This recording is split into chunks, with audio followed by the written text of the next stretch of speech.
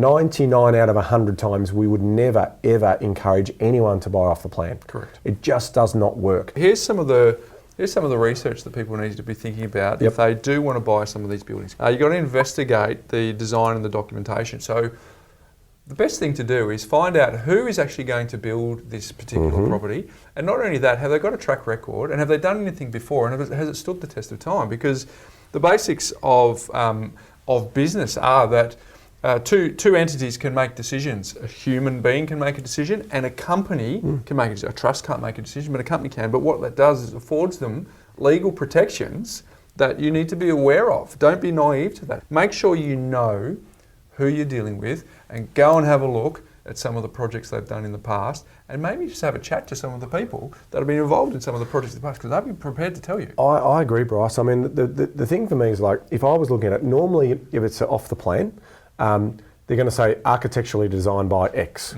Right, well what's the first thing I'm going to do? I'm going to go and go to that architecture, I'm going to go to their website. And it should have a series of all of the projects and developments that they've done, that they've been involved in, some of the awards that they've won. If I don't have any of that and it's a Lego land building, then I mean, you know what we feel about those buildings. They are shocking investments. They are terrible. It is just mass-produced rubbish. Yeah. So if you're ever going to be looking at, what makes for a building that could get capital growth, if the architect is an award-winning architect and it's quite uniquely designed. It needs some uniqueness about it. Yeah, owner-occupier appeal built all around that. Because we get people writing to us and say, you guys are so anti off the plan. Well, because 99% of it we are, and we are the first to admit there are some exceptions. Absolutely there are some exceptions. And the second thing, Ben, is to realise that after you've moved in, everything's shiny, the carpet smells great, the taps are looking awesome, what are the ongoing costs to live in these properties? Because they can be, you can have a fully paid off apartment, Ben, and be paying costs that still make you feel like you've got a mortgage.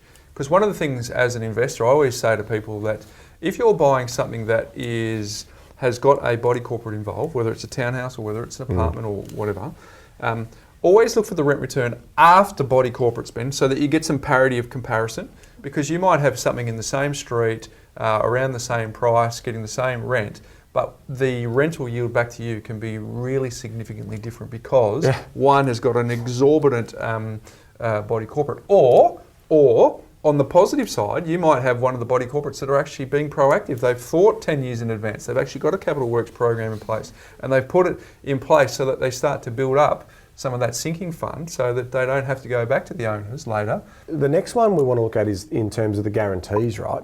So you mentioned it earlier around what's involved in that process, and I think it's when I'm sitting down and if I'm thinking I'm going to buy something off the plan, it's like, what insurance policy are you going to give me? What is the builder's warranty? What are the developers willing to, give me more confidence around that? I'd even be arguing in these current times, you could potentially even get a guarantee or try in your negotiations for buying, price guarantee. So in other words, if I buy this today and it doesn't stack up in terms of a bank valuation in 18 months' time, will I be able to void my contract?